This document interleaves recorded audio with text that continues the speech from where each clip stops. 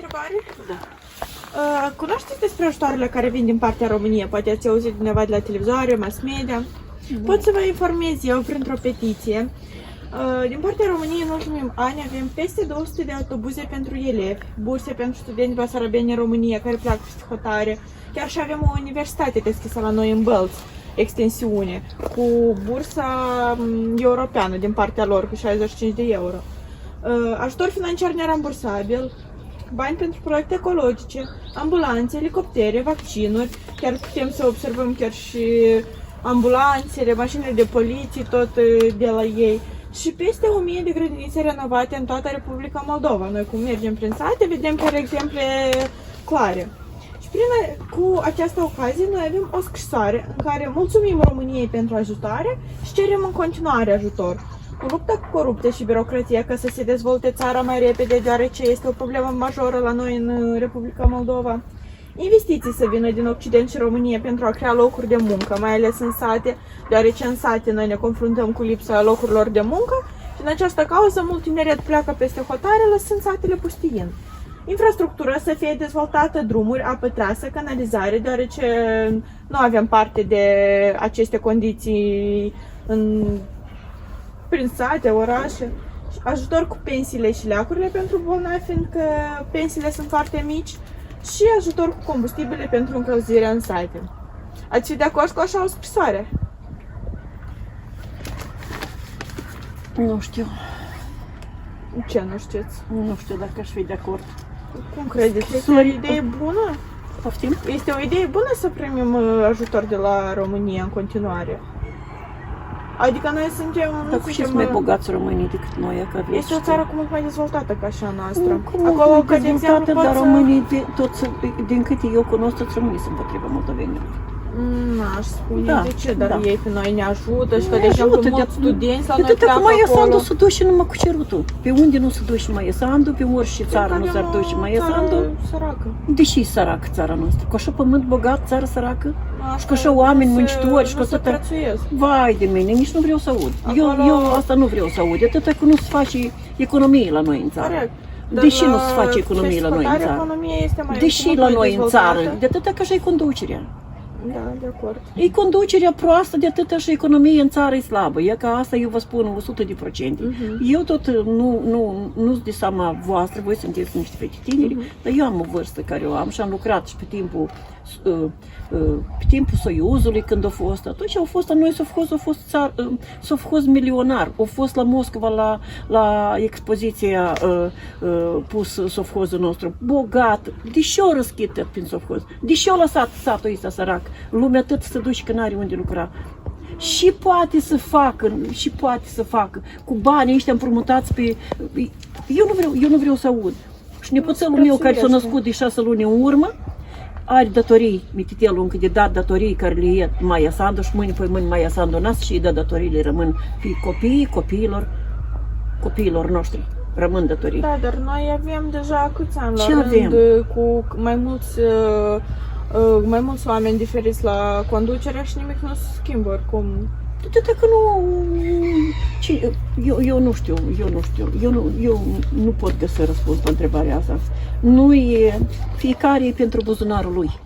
E ca asta vreau să spun. Fiecare unde se duce la lucru, acolo e cu gândul că să umple buzunarul lui și nu să facă ceva pentru sat. Au venit la noi băiatul ăsta care a vrut să fie primar de la Partidul PAS. Și îmi spune că la noi ca eu sunt reprezentant de la guvern și noi am făcut în Scaieni și am făcut în Frasen și am făcut acolo și atâtea fel de... De ce n-ai făcut în satul tău? De ce n-ai făcut nimic în satul tău? Pentru satul tău? De ce nu faci nimic? De atâta că noi primar de la Partidul PAS. Dar și are primarul de la Partidul PAS. Dar și ne-a votat Partidul PAS? Nu lumea din sat? Dar și ne-a votat-o pe Maia Sandu? Nu lumea din sat a votat-o ca ei să fie la conducere.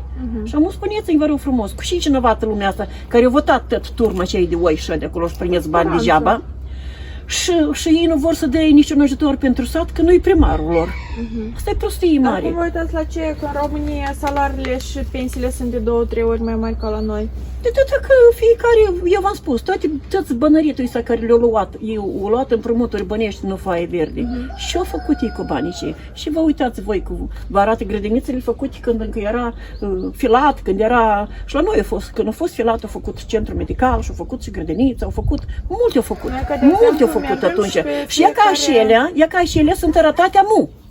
Și drumurile bune și toate lucrările care s-au făcut mai înainte, Maia Sandu le arată mu. Asta cred că e de la Partidul E, da? Nu. Dar de la și Partidul Este E. cu România. Da. Ori noi ne greșim cu votarea, ori noi ne greșim cu gândurile, ori nu pot înțelege. Dar fiecare când vrea un scaun moale, vine și promite marea și sarea. Dar cum o nimerit la scaun, nu mai are nevoie și nu-și mai aduce aminte și-o promis și nu-și mai aduce aminte de nimic absolut. Și fiecare, de ce Maia Sandu? Uite, o singură întrebare vreau să pun. Și voi să-mi dați răspuns la întrebarea asta. De ce Maia Sandu nu a lăsat-o pe mama ei să trăiască Moldova asta săracă și cu gazul de 30 de lei cubul, dar o dus în America și trăiește bine, mersi. Ia că eu vreau să știu aia asta. Deși, cu ce drept o dus-o pe mama ei, la dânsa în sat, nu se duce să viziteze. Cum trăiește lumea în sat? Deși, spuneți-mi, vă rog, deși. Nu, deși, e doar președinte. Eu promis la lume, Doamne ferește, când au mai fost așa prețuri la gaz, fetele mele? Voi poate ați crescut la sat și părinții nu au avut gaz, dar eu am gaz de când s-a tras gazul la noi în sat. Eu am gaz când era 4 lei și capei și era cubul de gaz și am ajuns la 30 de lei cubul. Din 2000 pensii, cu ce să mai plătești gazul și ăla?